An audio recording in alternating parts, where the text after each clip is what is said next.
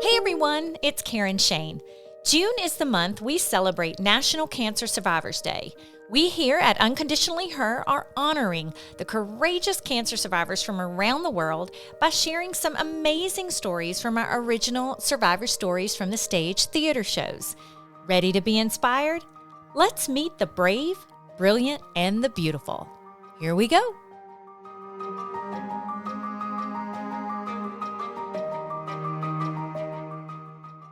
Rhayne Thomas is a vocalist, author, entrepreneur, inspirational speaker, humorist, breast cancer survivor, and a prune whisperer. This former Atlanta resident now makes her home in Las Vegas, Nevada. Her mission is to heal hearts through laughter and, yes, prunes. As a 40-plus year entertainer, Rhayne knows how difficult it can be to keep smiling when you're at wit's end, but she's living proof that you can indeed make a difference. And she's doing it every single day. Here, everyone, is Rhayne Thomas.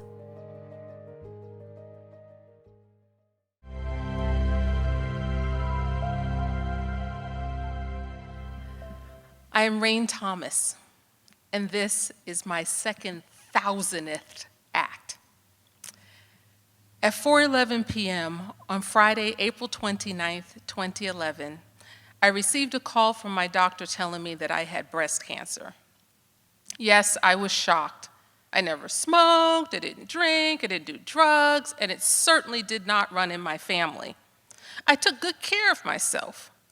What was she talking about? Once I hung up the phone and pulled my thoughts together, I called my husband and a few of my best friends to tell them what I just heard.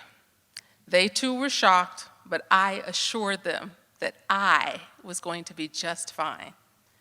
Armed with the information I just received from my doctor, I headed out to a wonderful party because I knew I was going to fast track and get that thing out of my body. Monday, May 2nd at 7 a.m., I was in my doctor's office looking at that thing in my films, as well as a laundry list of tests that I needed, places I needed to go get them, and other doctor's appointments that my breast surgeon said needed to be done in a timely fashion.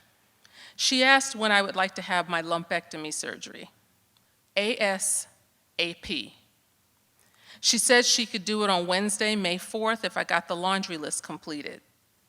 For 2 long, short days, I went around numbly getting that list checked off. Wednesday, May 4th at 7:45 a.m., my friend drove me to the hospital so I could get that thing out of my body, and I wasn't nervous or afraid because I knew I was going to be just fine. I have always been someone who believes that faith and prayer takes care of all things, and this was no exception. I was being treated by some of the top doctors in the country, so I packed on my humor, and after a chorus of Billy Joel's Piano Man in the operating room, I was under my doctor's spell of darkness. My friends all know me as an experienced junkie, fun queen, and the prune whisperer. And yes, if you'd like to know my prune whispering survivor skills, you can go to prunes, the fruit, Prunes, aresexy.com. I hear you laughing out there. This was definitely a time to keep up that image. So there I was, in Arizona, staying with a family I'd only known for 6 months, my hubby in Las Vegas where we live, holding down the fort, and me starting another unknown journey. Let me say that in a weird and wacky sort of way, I enjoyed the journey. No, I would never, ever want to hear that C word again.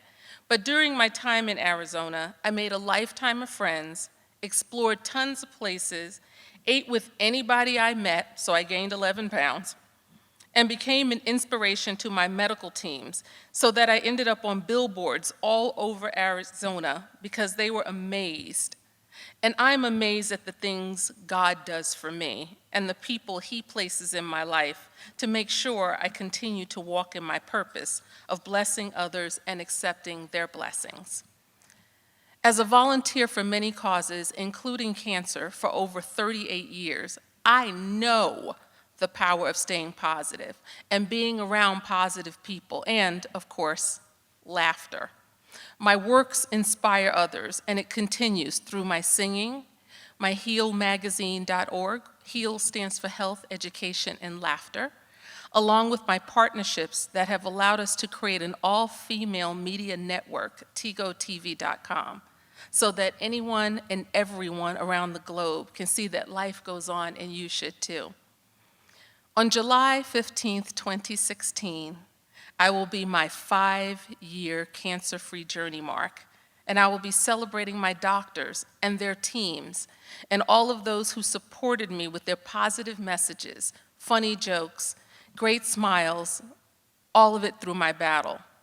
Here's to honoring some of the best of the best.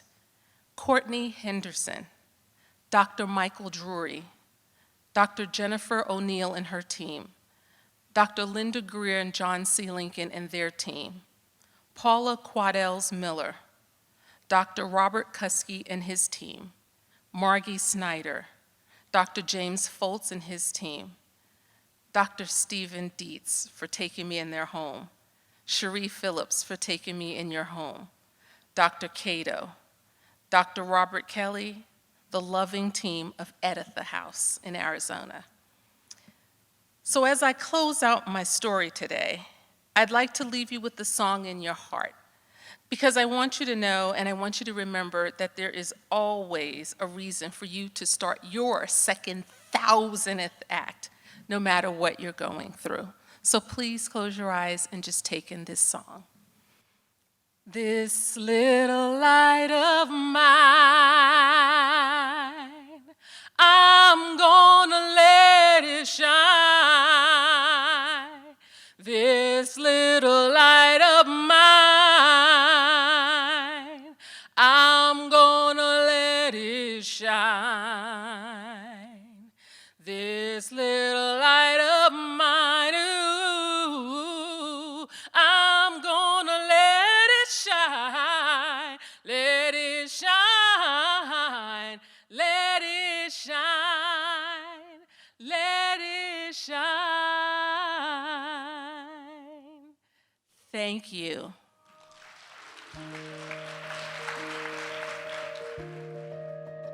The Survivor Stories from the Stage podcast is a production of Unconditionally Her.